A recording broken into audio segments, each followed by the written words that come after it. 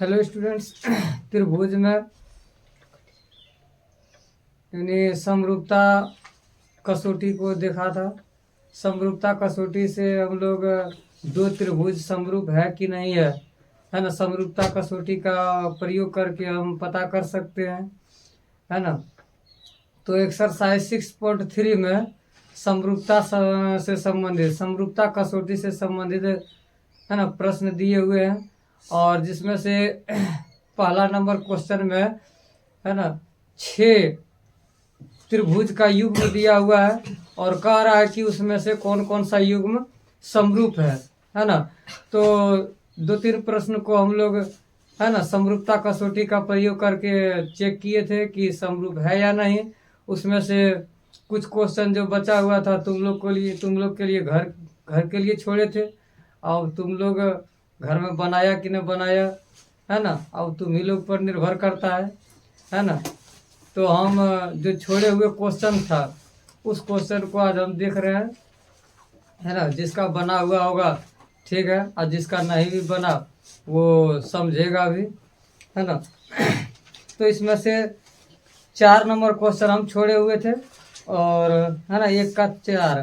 तो 1 का 4 में फिगर दिया हुआ है और यहाँ पर हम लोग देखेंगे कि कौन सा कसौटी का यहाँ प्रयोग हो रहा है ना। तो देखो 4 नंबर 1 का 4, इसमें फिगर दिया हुआ है एक त्रिभुज MNL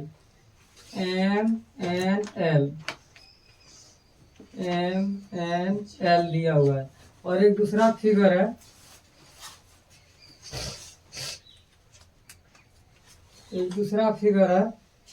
PQR,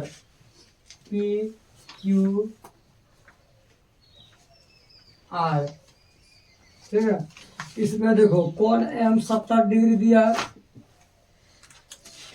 MN भुजा 2.5 दिया है और ML भुजा 5 दिया है 5, और PQ 5 दिया है। उसके बाद कौन Q 70 है, 70 डिग्री, और QR 10 है। QR कितना है, 10, ठीक है। अब ध्यान से सुनेगा। तो यहाँ पर हम लोग देख रहे हैं कि इस त्रिभुज में कोण M 70 डिग्री, कोण Q 70 डिग्री, ठीक है। तो बताओ तो यहाँ पर क्या है, M और Q यानी कोण M और Q क्या है, संगत कोण है कि नहीं है, ये संगत कोण है। तो है ना, संगत कोण है ना।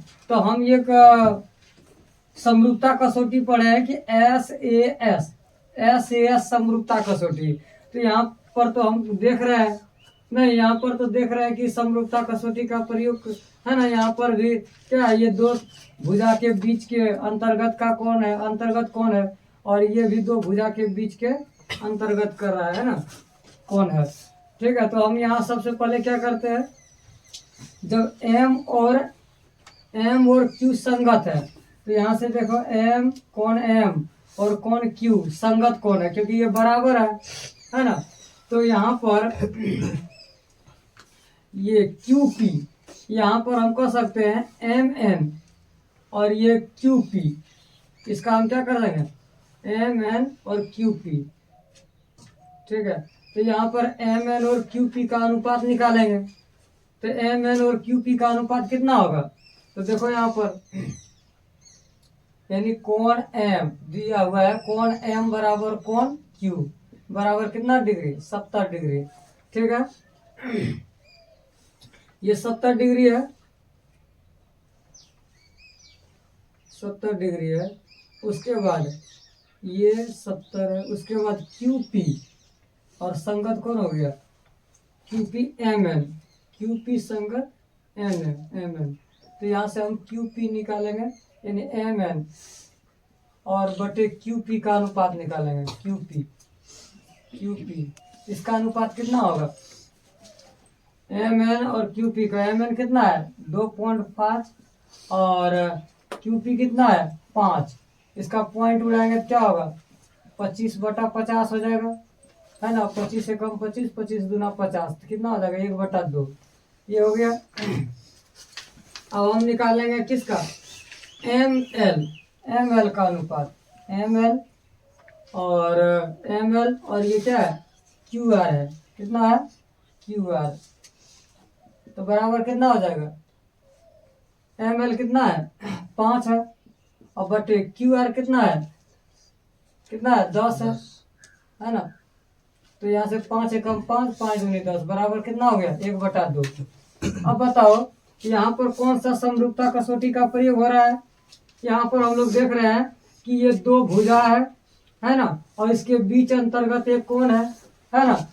और ये भी मतलब यहाँ पर क्या कह रहा है कि जो मतलब इस त्रिभुज मतलब एक त्रिभुज का एक कोण दूसरे त्रिभुज के एक कोण के बराबर हो, और इस कोण को अंतर्गत करने वाली जो ये भुजाएं हैं, इस कोण को अंतर्गत करने वाली जो ये भुजाएं हैं वो एक ही अनुपात में हो, यानी समानुपाती हो।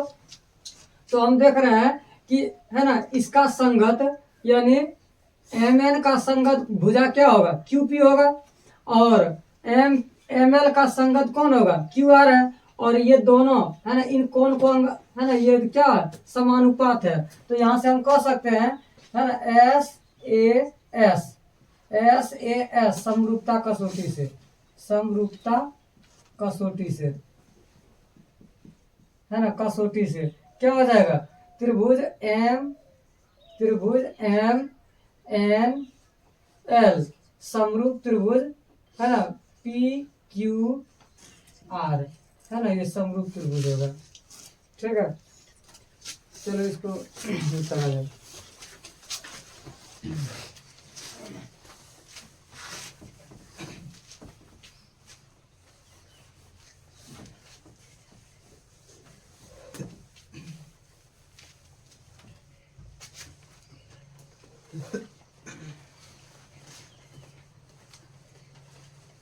एक का 5 नंबर, यहाँ पर दो फिगर दिया हुआ है। एक त्रिभुज है ए बी सी, एक त्रिभुज है ए बी सी, और दूसरा त्रिभुज है डी ई एफ,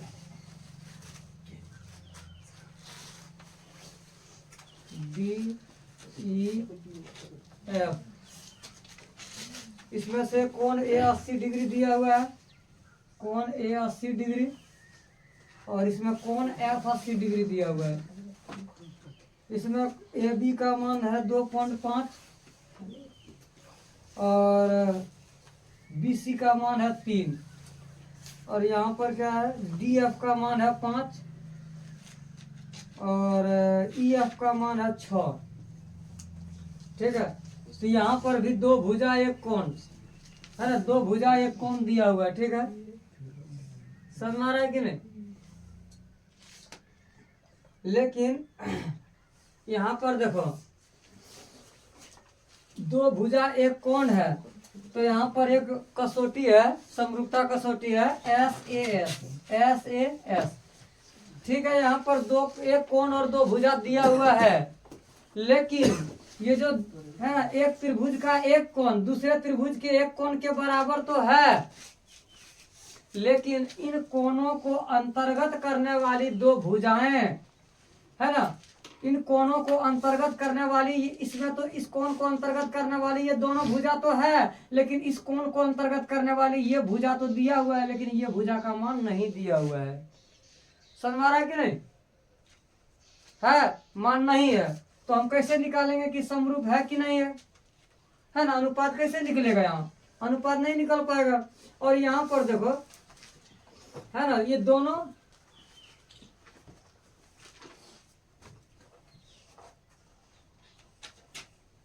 समझ में आ रहा है कि नहीं। और यहाँ पर 3 कोण भी यहाँ पर दिया हुआ नहीं है ना। 2 कोण भी यदि बराबर रहता तो हम क्या कर सकते, ए समरूपता से हम क्या कर सकते, त्रिभुज को समरूप कर देते। लेकिन यहाँ पर देखो कोण ए कोण एफ के संगत है। ठीक ठीक है, इस कोण को अंतर्गत करने वाली भुजा इसमें डी एफ है, और इसमें क्या है ई एफ, यानी इस कोण को अंतर्गत करने वाली भुजा डी एफ, और इसमें क्या है ई एफ। लेकिन इस कोण को अंतर्गत करने वाली भुजा ए बी और ए सी है, तो ए बी तो पता है, ए सी मालूम नहीं है ना, ए सी क्या है मालूम नहीं है।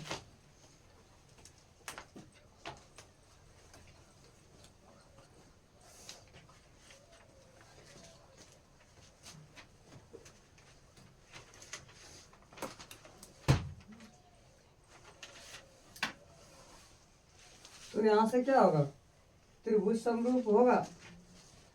तो यहाँ से लिखते हैं कि कोण ए बराबर कोण एफ। देखो तो आंसर क्या है, कोण ए बराबर कोण एफ कितना है, 80 डिग्री है। ठीक है, 80 डिग्री है। तो यहाँ से हम क्या करते हैं, इस कोण का संगत मान लेते हैं ना, ये कोण और ये कोण एफ संगत है। तो यहाँ पर ए बी है ना, ए बी का संगत कौन होगा, एफ डी होगा। क्यों, क्योंकि इसका और इसका अनुपात हम निकालते हैं। पहले क्या होगा, ए बी और ए डी एफ का, ए बी और एफ डी का है ना, ए बी और एफ डी का अनुपात है ना। एफ डी का अनुपात कितना होगा, 2.5/5 है, तो हो जाएगा 25/50। पॉइंट उड़ाएगा तो यहाँ पर 0 आएगा 50, तो इसका जो वैल्यू आएगा वो 1/2 होगा। अब जो है ना, अब इसको अंतर्गत करने वाली भुजा ए सी है ना, ए सी। अब बटे कितना हो जाएगा है ना, इसका अंतर्गत करने वाली भुजा ई एफ है ना, ई एफ या एफ ई। अब बताओ ए सी मालूम ही नहीं है, यहाँ पर क्या है, ई एफ है, तो यहाँ पर पता कैसे चलेगा है ना। इसलिए हम कह सकते हैं है ना,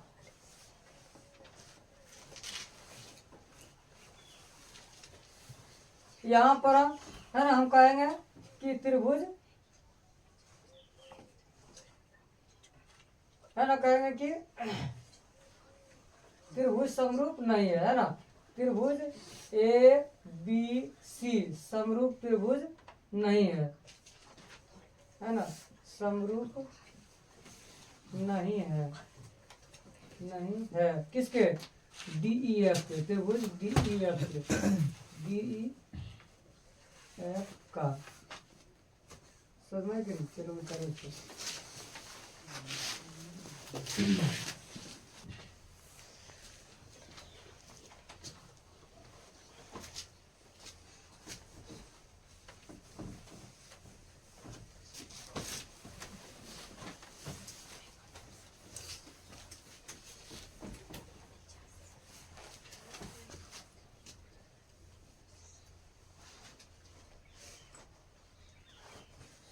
चलो देखो 6 नंबर फिगर दिया हुआ है, एक त्रिभुज डी ई एफ, एक त्रिभुज है डी ई एफ और दूसरा त्रिभुज है पी क्यू आर।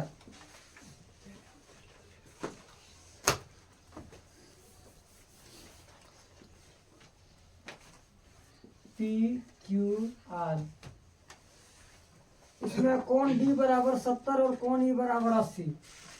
ये कोण 70 है, ये कोण 80 है, और इसमें है क्यू, कोण क्यू 80 डिग्री और कोण आर कितना है, 30 डिग्री। कोण आर कितना डिग्री है, 30 डिग्री। ठीक है,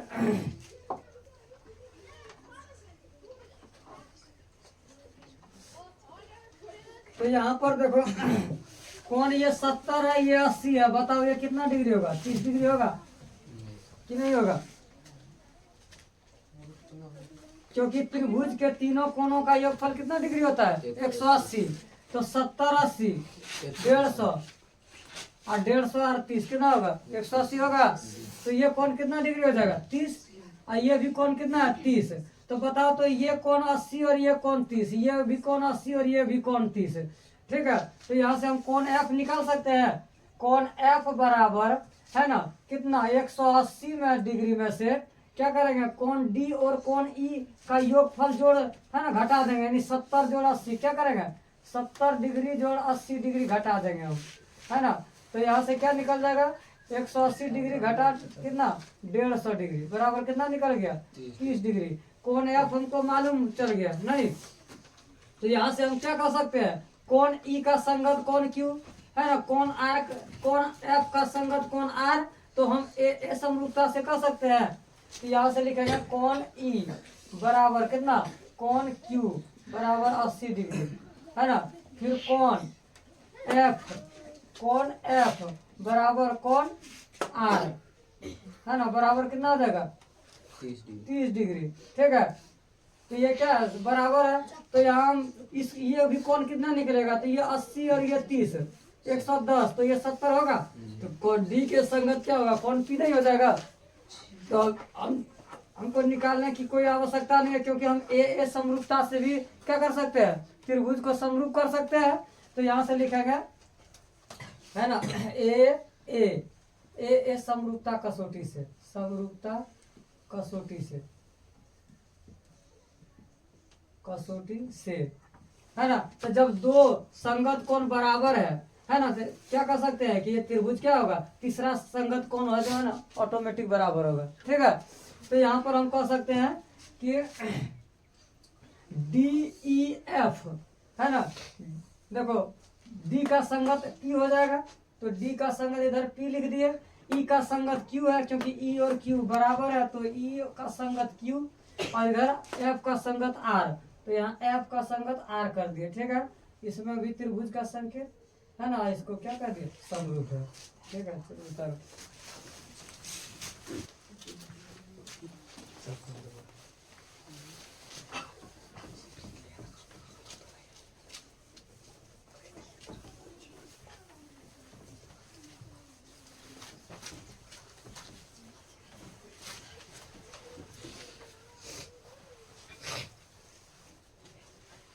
नेक्स्ट क्वेश्चन 2 नंबर।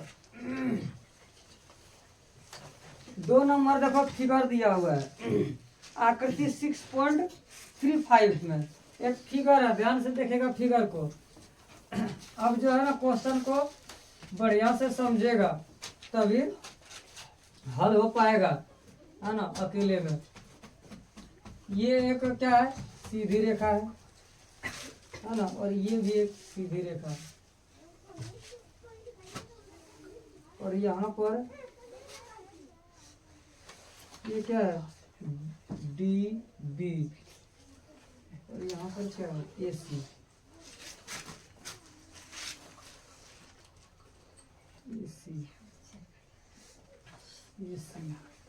और ये है कोण O। ठीक है, और ये है कोण 70 डिग्री, कोण D कितना है, 70 डिग्री।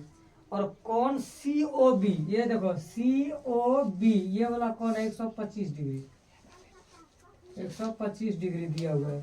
तो हमसे क्या पूछ रहा है, देखो कह दिया है कि त्रिभुज ODC, ध्यान से देखेगा, ODC, ये वाला त्रिभुज, ये वाला ODC समरूप त्रिभुज है OAB। कह दिया कि ये त्रिभुज इसके समरूप है, क्वेश्चन में ही दिया है।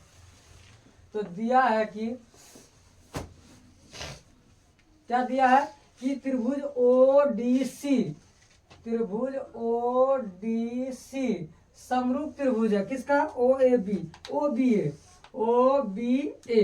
ये समरूप है त्रिभुज OBA। ये दोनों त्रिभुज समरूप है, क्वेश्चन में दे रखा है। उसके बाद कह रहा है कि कोण BOC 125 डिग्री है, ध्यान से देखेगा, कोण BOC, ये वाला कोण कितना है, 125 डिग्री, कोण BOC 125 डिग्री दिया दे रखा है। उसके बाद कह रहा है कोण CDO, ध्यान से देखेगा, CDO, ये वाला कोण कितना डिग्री दे दिया, 70, तो कोण CDO बराबर 70 डिग्री। अब हमसे क्या क्या पूछ रहा है, हमसे पूछ रहा है कोण DOC का मान, कोण DOC कहाँ है, कोण DOC, कोण DOC, ये वाला कोण पूछ रहा है, ये वाला। ठीक है, कोण DOC कितना होगा ये पूछ रहा है। दूसरा नंबर का रहा है कोण DCO, कोण DCO पता करो कहाँ पर है, कोण DCO, DCO, ये वाला कोण भी मांग रहा है, ये वाला कोण DCO, है ना, ये भी मांग रहा है। और क्या मांग रहा है, कोण OAB, कोण OAB भी मांग रहा है। तो बताओ, तो कोण OAB यही वाला कोण मांग रहा है, ये वाला। तो बताओ, हमसे 3 कोण पूछ रहा है ना। यहाँ पर कोण है ना COB का मान दे रखा है 125, कोण CDO का मान दे रखा 70, और हमसे पूछ रहा है कि, है ना, कोण DOC का मान, कोण DCO और कोण OAB का मान ज्ञात कीजिए। तो सबसे पहले हमको निकालना है DOC। तो DOC मतलब ये वाला कोण निकालना है, ये। तो ध्यान से देखेगा कैसे निकालेंगे, है ना।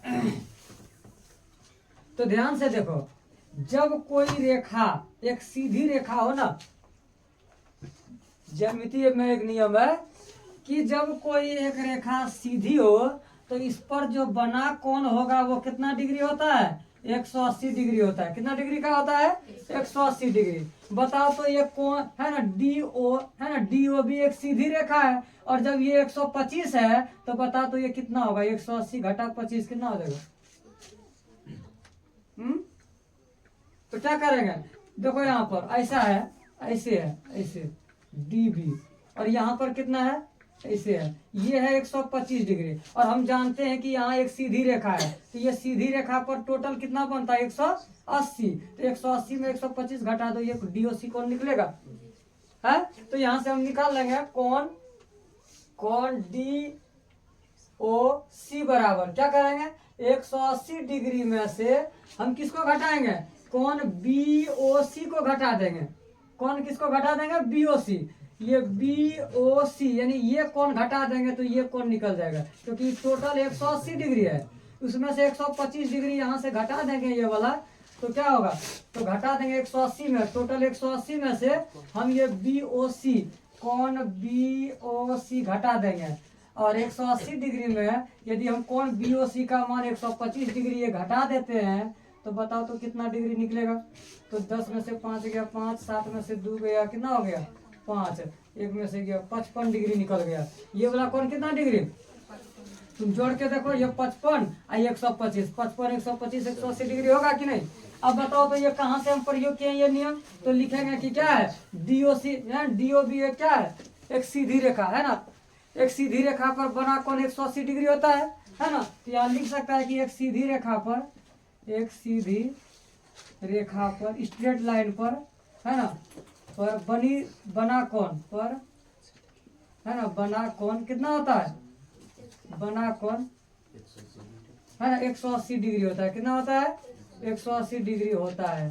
तो ये हम कारण बता दिए कि एक सीधी रेखा पर बना कोण कितना होता है? 180। तो 180 में से 125 घटेगा, कितना बचेगा? DOC 55 डिग्री होगा। तो एक आंसर तुम्हारा हो गया। दूसरा क्वेश्चन कह रहा है, दूसरा क्वेश्चन क्या कह रहा है? दूसरा क्वेश्चन कह रहा है कि DCO निकालिए। DCO ये वाला कौन, ये वाला कौन निकालिए DCO। अब बताओ, जब हमको है ना, ये है DC, ये है DC और ये है O, ठीक है, ये है O। अब बताओ तो इसमें से तुमको पता चल गया कौन D 70, और ये पता चल गया कि कौन O कितना है? कौन O है 55। अब बताओ, तुमको पता है कि एक त्रिभुज के तीनों कोणों का योगफल कितना डिग्री होता है? 180। तो 180 में ये 70 और 50 घटा दो, बचा हुआ कौन निकलेगा? तो यानी DC 55 है। तो यानी ये कोण C निकालने के लिए हमको क्या करना होगा? तीनों कोणों का योगफल 180 होता है, 180 में ये 70 और 55 घटा देगा, कौन C निकलेगा? तो हम यहाँ से लिखेंगे कौन DCO बराबर, कौन DCO बराबर क्या हो जाएगा? 180 डिग्री में से घटा देंगे, किसको घटा देंगे? इन दोनों कोणों का योगफल को। तो कौन सा कोण? तो ODC या CDO। ODC यानी ये वाला कौन ODC, या CDO का हो, ये CDO, ये वाला कौन CDO, और जोड़ किसको? कौन DOC, ये वाला कौन, ये दोनों जोड़ करके, तो कौन DOC है ना, ये दोनों को क्या करेंगे? हम जोड़ के घटा देंगे। तो बताओ तो 180 डिग्री में से घटेगा कौन कौन? CDO कितना आया है? CDO है 70 डिग्री, अब प्लस में DOC कितना निकला है? 55 डिग्री, और ये दोनों को मिला करके घटा दो तो कितना होगा? 180 डिग्री में से घट जाएगा 70 55 125 डिग्री घट जाएगा। कितना डिग्री घट जाएगा? 125 डिग्री जब घट जाएगा तो बताओ तो कितना बचेगा? 55। कितना बचेगा? बताओ तो ये कोण भी कितना निकल गया? 55 डिग्री। ठीक है, अब हमसे क्या पूछ रहा है? हमसे पूछ रहा है कौन वाला कौन? OAB। अब बताओ तो OAB ये वाला कौन पूछ रहा है? LN कौन पूछ रहा है? तो ये वाला कौन पूछ रहा है, कैसे निकालेंगे? तो ध्यान से सुनेगा। देखो, जब दो समांतर रेखा हो, नियम, जब दो समांतर, हालांकि ये 9th क्लास में दिया हुआ है ना, तो यहाँ पर हम थोड़ा सा बता देते हैं। जब दो रेखा समांतर हो और कोई एक तीसरी रेखा इसको है ना प्रतिच्छेद करे, कोई तीसरी रेखा क्या करे? प्रतिच्छेद करे। जैसे यहाँ पर है ना ये सी डी, जैसे ये एक रेखा और ये एक सीधी रेखा है दोनों, और ये सीधी रेखा क्या कर रहा है सी ए, इसको प्रतिच्छेद कर रहा है, सी ए क्या कर रहा है इसको प्रतिच्छेद कर रहा है। ठीक है, तो ध्यान से सुनेगा, हई वाला कोण जो है ना, कौन वाला कोण, हई वाला जो कोण है वो इस कोण के बराबर होता है, इसको हम एकांतर कोण कहते हैं। ठीक है, आंतरिक एकांतर कोण। तो देखो ये दोनों जो है इस रेखा और इस रेखा के बीच में ये कोण है और ये कोण है ना, तो आंतरिक कोण हुआ। प्लस में इस तिरछी जो रेखा जो प्रतिच्छेदी रेखा जो है इसके एकांतर में, एक इस साइड में है तो दूसरा इस साइड में है, तो ये एकांतर कोण बराबर होता है। क्या होता है, जब दो समांतर रेखा हो और कोई यदि तीसरी रेखा प्रतिच्छेद करे तो ये है ना, ये वाला कोण और ये वाला कोण क्या होगा बराबर, एकांतर कोण क्या होता है बराबर होता है। तो बताओ, तो ये वाला कोण और ये वाला कोण एकांतर कोण है, ये और ये क्या है समांतर रेखा है, और ये सी ए क्या कर रहा है इसको प्रतिच्छेद कर रहा है, तो ये कोण और ये कोण एकांतर कोण है, तो ये कोण कितना 55, तो ये कोण भी 55 होगा। किस कारण, आंतरिक एकांतर कोण के कारण। ठीक है, तो यहाँ से हम लिख सकते हैं, क्या लिख सकते हैं,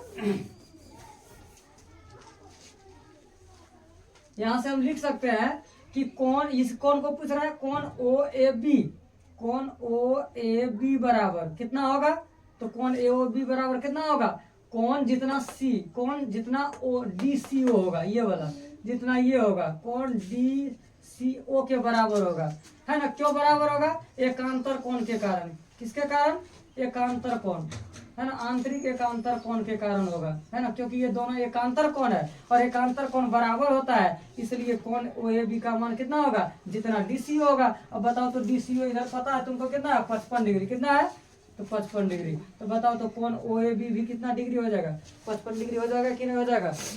सबको समझ में आया कि नहीं आया, आ गया तो उतारो।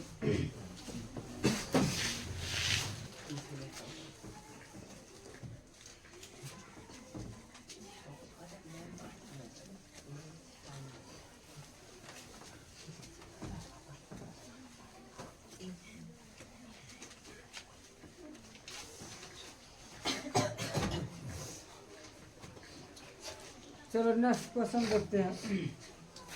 तीसरा क्वेश्चन है 3 नंबर है।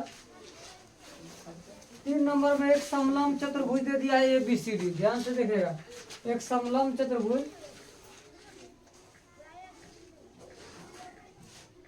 ये समलंब चतुर्भुज दे दिया है और इसमें कह रहा है ABCD है, और जिसमें AB समांतर DC, कहता है AB जो है ना वो समांतर होना चाहिए DC का। ठीक है, DC समांतर होगा, यानी ये दोनों समांतर हम खींचे हैं, इसको AB कहेंगे, इसको DC कहेंगे, तो इसको AB है ना और इसको DC कहेंगे, समांतर हो गया। और चतुर्भुज है ना, समलंब चतुर्भुज ABCD भी हो गया, है ना।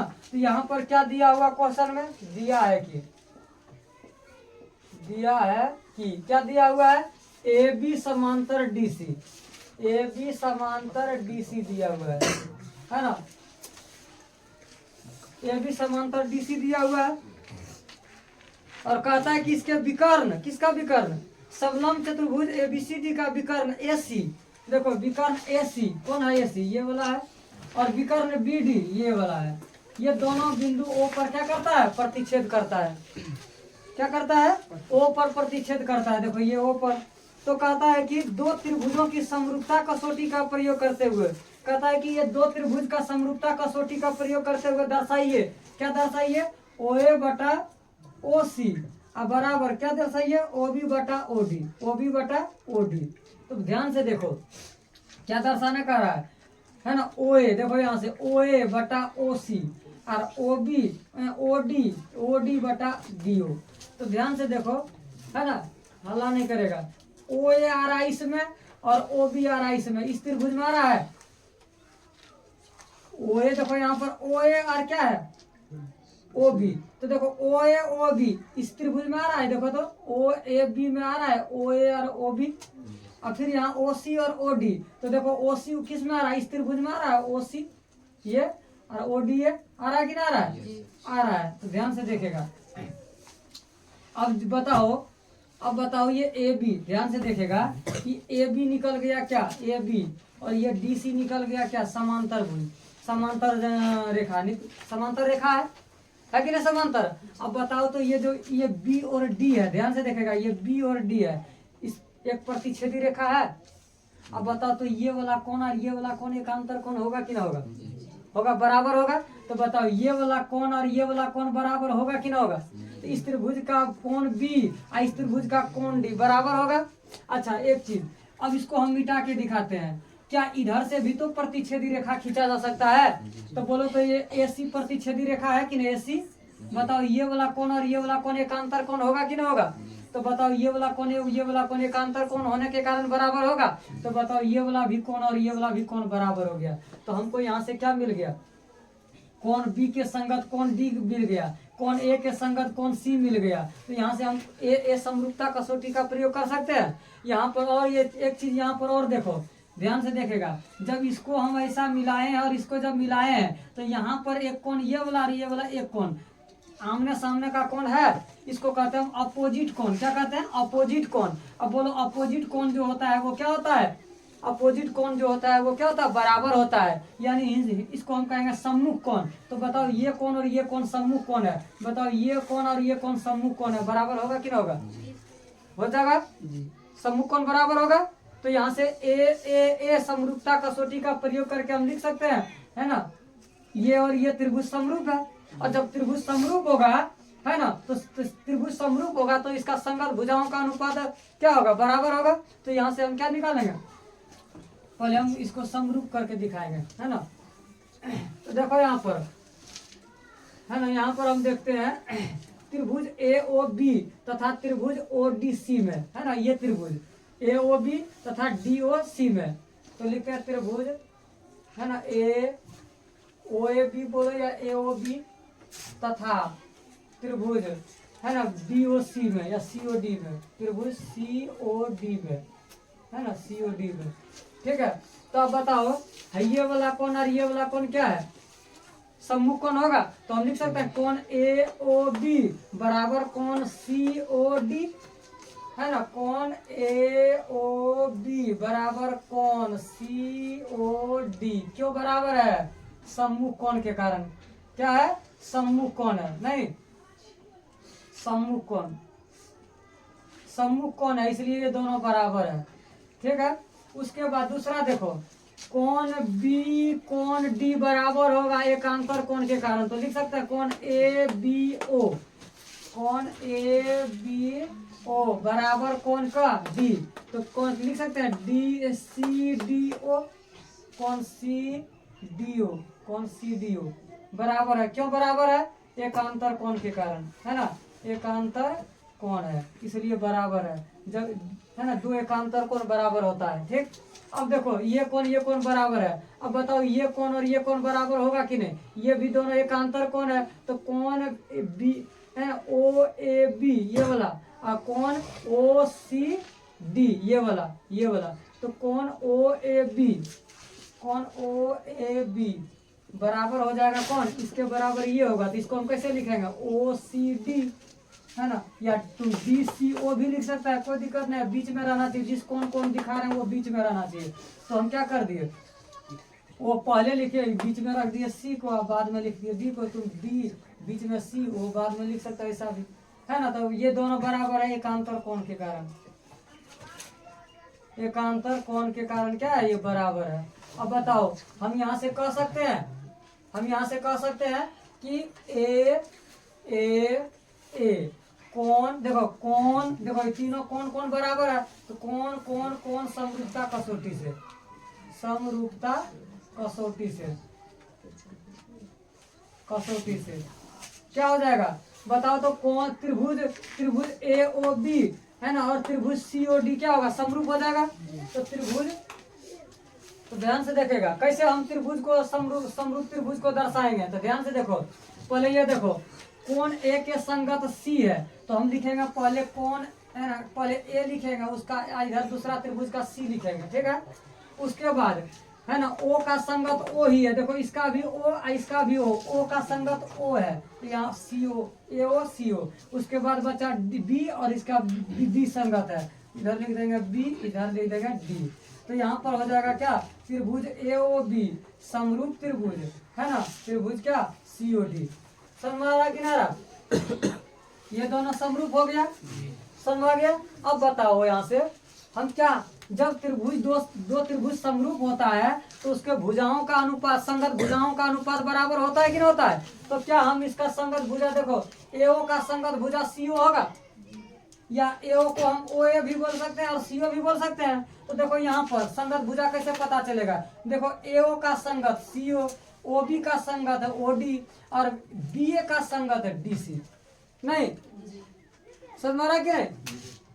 तो यहाँ पर हम क्या करेंगे, AO हमको लेना क्या है, AO और CO, ठीक है। तो हम यहाँ पर AO और CO लिखेंगे, तो इस लिखेंगे इसलिए, है ना, AO बटे CO, क्योंकि AO और CO का अनुपात, या हम OA लिख सकते हैं, क्योंकि हमको सिद्ध करने बोला है OA, तो हम यहाँ OA ही लिख देते हैं। OA देखो ये OA क्या है ना, और यहाँ क्या OC, ये क्या होगा संगत भुजा का अनुपात लिख दिया, संगत भुजा हो गया। अब बताओ तो हमको ये वाला कह रहा है BO, है ना, BO और DO, तो यहाँ पर सिद्ध करने में आया है OB और OD। तो देखो OB और OD, तो देखो यहाँ पर OB यानी OB ये हुआ और OD ये हुआ, देखो संगत है दोनों, लगातार है, OB और OD क्या है संगत है। तो यहाँ पर इसका अभी अनुपात क्या होगा, बराबर होगा दोनों का, तो यानी है ना AO और CO का जो अनुपात होगा वही OB और OD का अनुपात होगा। क्यों, क्योंकि ये त्रिभुज दोनों क्या है, ये दोनों त्रिभुज समरूप है। तो यहाँ से हम लिख सकते हैं, अभी हमको है ना, यहाँ से हम लिख सकते हैं, क्या लिख सकते हैं, तो ये वाला जो है ना हमको जो दिया है दर्शाने का रहा है वो यहाँ पर है OA बटा OC और OB बटा OD, है ना, ठीक तो है, आ गया समझ में कि नहीं। तो जब ये त्रिभुज समरूप है जिसके भुजाओं का अनुपात बराबर होगा, यानी OA का संगत कौन होगा OC और OB का संगत कौन है OD। नहीं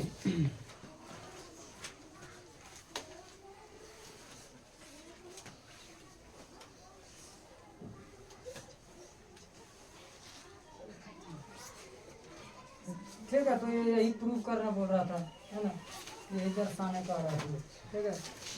तो आज का क्लास इतना ही, अब जो भी होगा अगली क्लास में होगा, इसको घर में जा करके तुम लोग रिवाइज करेगा, है ना, और यदि समझ में नहीं आए तो वीडियो को फिर से दोबारा देख लेना और समझने का प्रयास करना है।